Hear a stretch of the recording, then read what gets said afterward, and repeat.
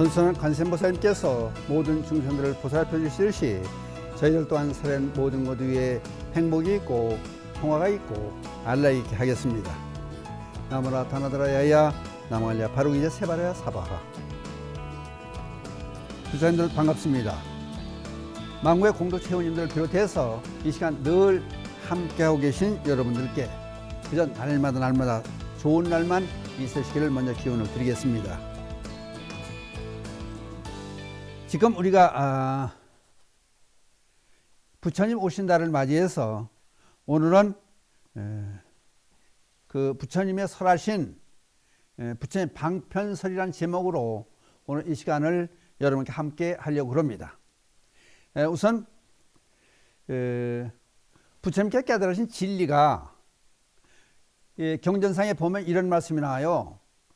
부처님께 깨달은 진리는 깊고 보기 어렵고 깨닫기 어렵고 섬세하고 고상하고 단순한 사려를 넘어서는 것이기에 오직 지혜로운 이들만이 알 수 있는데 탐욕과 분노와 어리석음에 물든 중생들은 이해하지 못할 것이 아닌가, 그렇게 생각하신 부처님께서 전법을, 포교를, 부처님이 깨달은 진리를 중생에게 알려주지 않으려고 해요. 왜? 하도 어려우니까 이해하지 못할 것이라 생각하시고, 그래서 범천이 4번을 권해요.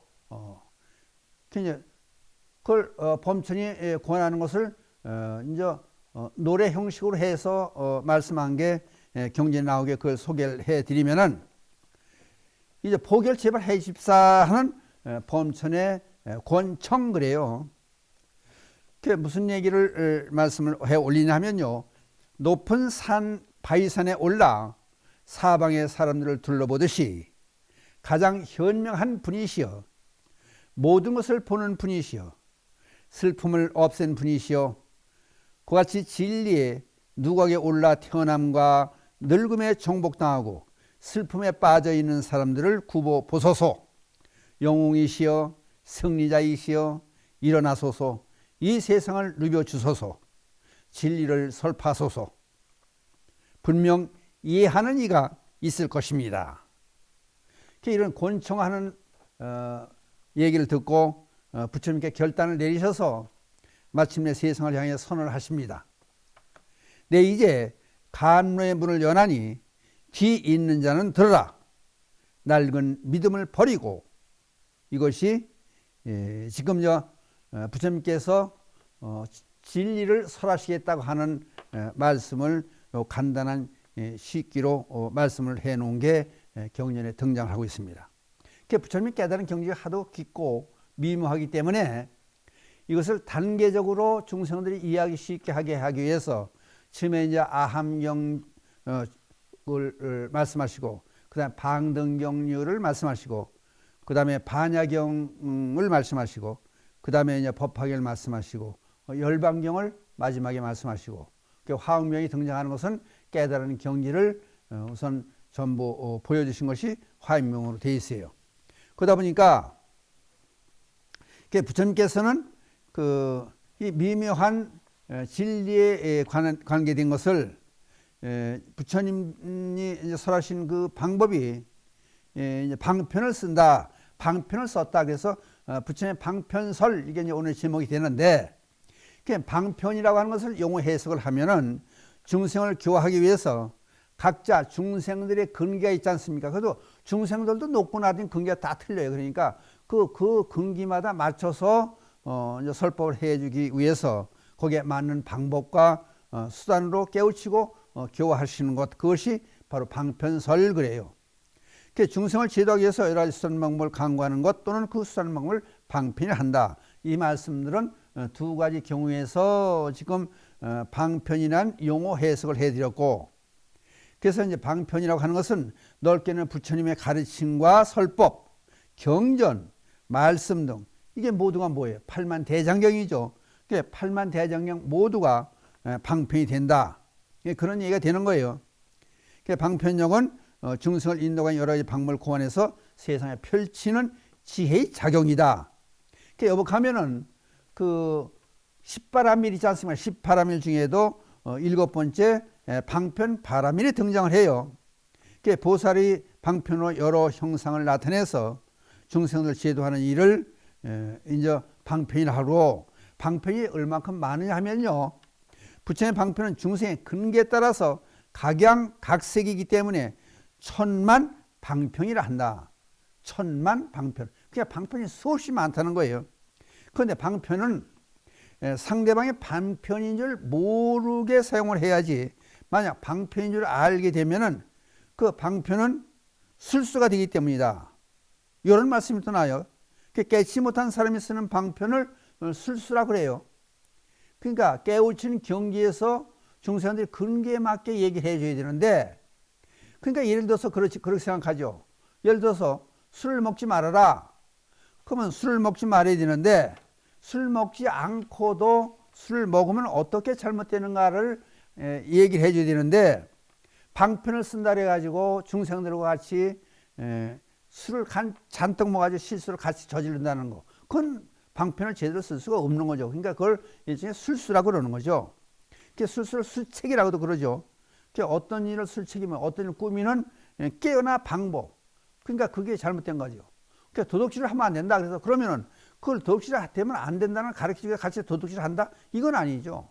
그건 일종의 하나의 핑계에 불과한 거죠. 그래서 아까 얘기했듯이 팔만대정경이 방편소리라는 말씀까지 했어요. 왜냐하면 부처님이 깨달으신 진리는 말로 표현할 수가 없다. 그러면 진리는 고사하고, 심지어 우리들이 일상생활 속에서 된장찌개의 맛을 말로 표현할 수가 없지 않습니까? 또 그 아이스크림을 보지도 못하고 먹어보지도 못한 사람들에게 아이스크림에 대한 설명을 어떻게 할 수가 있습니까? 먹어봐야만 아는 거죠. 그래서 부처님이 깨달으신 진리는 깨달은 부처님만이 알 수 있다. 그러니까 그거를 여복하면은 중생들에게 진리를 설하지 않고 그만두시라고까지 했으려고요. 그거를 쉽게 근기에 맞게 하시기 위해서 방편수를 쓴다. 그런 말씀이 되는 거예요. 그렇다 보니까 여러분 금강경 아시지 않습니까? 금강경에 보세요 한번. 부처님이 40분 동안 설법을 해주시고 금강경을 누누이 말씀을 하시면서 금강경에 나오는 말씀이 나는 아무 얘기도 하지 않았다. 그게 무슨 얘기냐면은 진리라고 하는 것은 말로 표현할 수가 없는 거예요. 그러니까 아무 말씀도 안 했다는 거예요. 그러니까 부처님께서 하신 말 그 자체가 진리라고 착각할 수 있으니까. 예를 들면은 달이 있잖아요. 달을 가리키는 손가락. 그러니까 달을 가리키는 손가락이 손가락이 가르치는 방향을 봐야 달을 볼 수 있는 거지. 진리를 가리키는 방향이지 말하자면 손가락. 근데 이걸 모르면은 손가락이 진리로 착각할 수 있다는 거예요. 그러니까 말로 표현하기가 힘들다는 거예요. 그러니까 할 수 없이 전해줄 방법이 없으니까 말로 설명하는 건데, 그러니까 여복하면은 선사들께서 진리가 무엇이냐고는 질문을 하면은 입을 틀어막는다든지, 또는 진리가 뭐냐고 물으면은 이제 우리가 보기에는 엉뚱한 말씀을 하시는 거예요. 그러니까 예를 들어서 평생 부처님의 말씀을 전해 듣고 모두가 기억하고 하는 부처님 제자 중에서는 안 한 존재만이 유일하다는 거예요. 부처님이 하신 말씀을 다 기억하고 있는 거예요. 기억하고 있다고 해서 깨달음을 얻지를 못한 거예요. 그러니까 맨 저번에 제일 결집시에 다른 그 부처님 제자들은 다 들어가는데 부처님 말씀을 제일 많이 듣고 전부 기억하고 있는 아는 존재는 들어가지 못 쫓겨나요. 왜? 깨달음을 얻지 못했으니까. 그냥 말 자체에 깨달음이 있는 건 아니다. 그러니까 그 얘기가 되는 거예요. 그러니까 나중에 이제 그 가섭존차한테 묻지 않습니까? 그럼 부처님께서 비밀리에 따로 전해 주신 게 있습니까? 그랬더니 그것도 설명할 수가 없잖아요. 그랬더니 그걸 알고 싶으면은 단간지족을 해요. 응? 찰간 그렇게 얘기를 해요. 저거를 쓰러뜨리고 알아. 찰간을 쓰러뜨려라. 단간지를 쓰러뜨려라. 이제 법회 있을 때 이제 깃대를 올리는 걸 찰간이라고 그러고 단간지족 그러는데, 그러면 예를 들어서 이제 깃대를 깃대 그러면 태극기라든지 미국의 성적이라든지 그 상징하는 그 자체를 내가 있다고 하는 그 생각 자체를 부셔버려라. 없애버려라. 그러고 들어와라. 그러면은 깨우침의 진리까지 갈 수 있다니 그 얘기 되는 거예요. 그 심지어 이제 선사들의 말씀에서 그런 얘기가 많이 나오잖아요. 방거사가 중국 당나라에서 방거사가 석두스를 만났어요. 그래서 마음법과 짝하지 하는 것이 무엇입니까? 그 저부 대응 차별에서 머무르 있는데 차별을 떠나는 경지가 뭡니까? 그게 바로 진리를 얘기하는 건데, 그러니까 그거를 설명할 수가 없으니까 석도 스님이 방거사의 입을 틀어막잖아요. 말로 우리 주고받으라고 하지 말아라. 근데 마조 스님은 어떻게 해요? 마조 스님 말로 무슨 얘기를 하냐면, 내가 한 입에 서강의 물을 모두 마시고 와라. 아니 서강의 물을 그럼 한강의 표현을 바꿔봅시다. 한강의 물을 우리가 가서 전부 다 마시냐고. 그냥 너라는 존재를, 내가 있다고 하는 잘못된 생각을 전부 없애버려라. 그 없어야 깨달음의 길로 들어갈 수 있다니, 그 말씀을 하는 거예요. 예? 그러니까 그만큼 어려운 거를 말로 설명할 수가 없다. 그래서 이제 그러면은 경전에도 보면 그런 얘기가 나오잖아요. 우리가 쉽게 할 수 있는 설명을 드리면, 법화경 비유품에 보면 법화경의 비유품에 화택, 불난집에 대한 얘기가 나와요. 큰 집이 있는데 그 속에 한쪽 구석에서 애들이 놀고 있어요. 열심히 놀이에 빠져서 놀고 있는 거예요. 근데 한쪽에 불이 난 거예요. 근데 애들한테 어른이 가가지고 불 났다, 너들 다 죽는다. 그럼 불난 게 뭔지 경험을 못 해봤고, 또 뜨거운 불에 타서 죽는다는 사실을 몰라, 경험을 못 해봤으니까. 그러니까 애들에겐 놀이가 중요한 거예요. 그러니까 심지어 길을 가다가 공놀이 하다 찻길로 공이 날아가면은 자동차 오는 걸 생각 못하고 뛰어가다 교통사고가 나는 거 아니에요. 그러니까 놀이에 열심히 빠져 있으니까 죽는 것도 모르고 불났다는 것도 모르고 그냥 놀이에만 열중하는 거. 그렇다고 밖에 불나서는 담담 타지고 안반 얘기하면 애들이 나가질 않는다는 거예요. 장난을 그만두지 않는다는 거예요. 그러니까 애들한테 하는 얘기가 뭐라 그래요? 불난 얘기는 안 하고 밖에 너희들이 좋아하는 그 갖고 싶어하는 높고 양고 우고 그래요. 사슴이 끄는 양이 끄는 수레, 소가 끄는 수레. 그 요즘만은 야 멋있는 자동차, 너희가 타고 그 놀이할 수 있는 자동차를 밖에 갖다 놔서 그거 하나씩 되니까 빨리 나가. 애들이 그건 좋다고 그래서 뛰어나오는 거 아니에요. 장난감 가지려고, 놀이에 하려고. 이제 그렇게 그게 방편이라는 거예요. 그래서 밖에 막상 나오니까 이제 불난 집에서 이제 처음 불이 나서 타는데 타죽질 않은 거예요. 고통에서부터 면해지는 거예요. 그거를 부처님의 어른은 부처님으로 보는 거고, 거기서 놀던 애들은 우리 중생들로 보는 거예요. 그러니까 마찬가지로 그걸 설명하기 위해서 중생들이 좋아하는 근기에 맞게끔 알아들을 수 있게끔 쉽게 얘기하는 것이 방편설이에요. 그래서 마찬가지로 법화경의 화택 비유로 이생에 불났다고 하는 얘기를, 불나서 다 죽는다고 하는 얘기를 고통에 휩싸여 있는데 그걸 모르고, 고통인지 모르고, 예를 들어 그렇지 않습니까?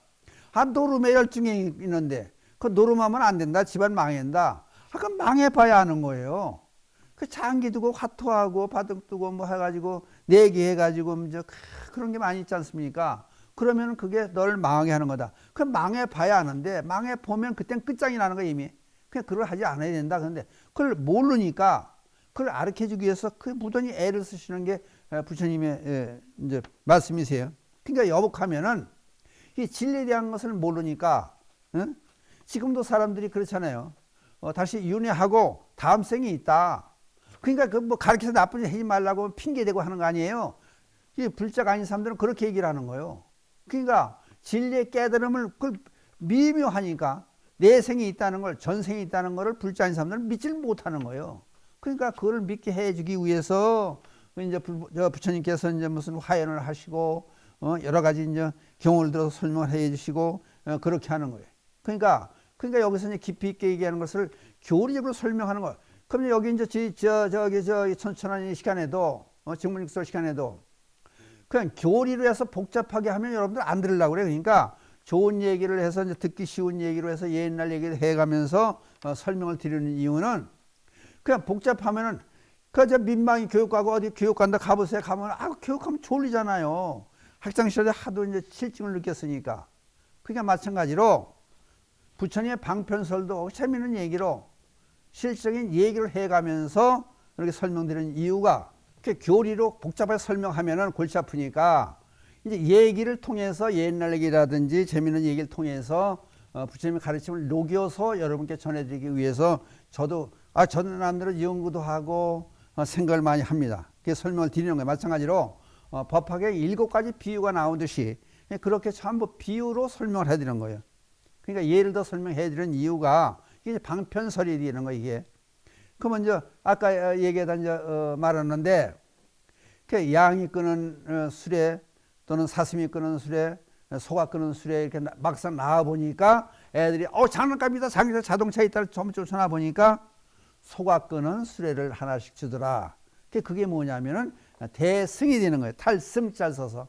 그러니까 세상을 편하게 잘 살 수 있으려면은 그 대승 함께 할 수 있는 합승차, 대승, 그러니까 버스라든지 기차, 요거 비유해서 모두가 함께 할 수 있는 그런 탈 것이 필요하다. 왜? 너 혼자만 행복해 하려고 그러면 그거는 이루어지는 것이 아니다.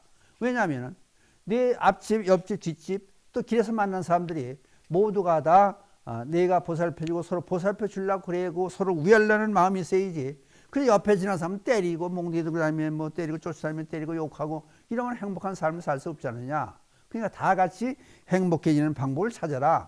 그래서 여기 이제 우고, 높고, 양고 해가지고 3가지를 준다는데 그 해삼, 귀, 사상 그래. 그것도 복잡하게도 용어로 하면 또 그 무슨 소리냐 그것도 여러분들은 그러실지 모르지만은 이렇게 부처님의 말씀은 방편설이었었다.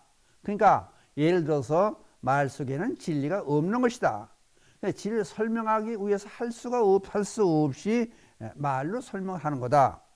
이걸 이제 우고, 양고, 높고 이걸 3가지를 또 성문서, 영각성, 보살성 그렇게도 설명을 해요. 그러니까 얘기 나온 김에 이제 방편설에 대한 얘기를 설명을 드려야 되니까 성문성에는 고집밀도 사제 8정도를 설하셨고, 그다음 영각성, 벽집을 쓴 거래 거기에는 12인연법을 설했고, 그다음 보살성에게는 육바라밀, 바라밀 그를 설하셨다.